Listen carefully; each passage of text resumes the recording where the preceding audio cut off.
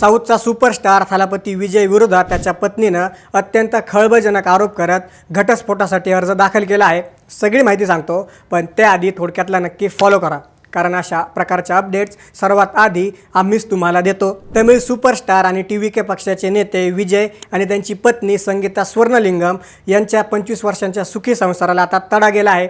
संगीता यांनी चेंगलपट्टू फॅमिली कोर्टात घटस्फोटासाठी धाव घेतली आहे।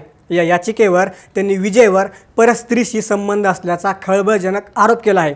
विशेष विवाह कायदा 1954 अंतर्गत दाखल केलेल्या अर्जात संगीता यांनी म्हटलंय की 2021 मध्ये त्यांना विजयचे एका अभिनेत्रीसोबत अनैतिक संबंध असल्याचं समजलं। त्यांनी हा प्रकार थांबवण्याचं आश्वासन दिलं होतं, मात्र ते न पाळल्यानं आणि विजयनं हे संबंध सुरूच ठेवल्यानं संगीता यांनी कायदेशीर विभक्त होण्याचा निर्णय घेतला आहे।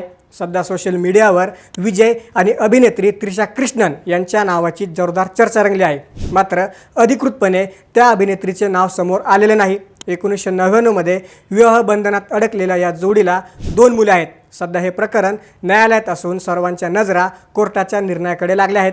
तुम्हाला काय वाटतं कमेंट्समध्ये नक्की सांगा आणि अशाच अपडेटसाठी आम्हाला नक्की फॉलो करा। बातमी म्हणजे थोडक्यात।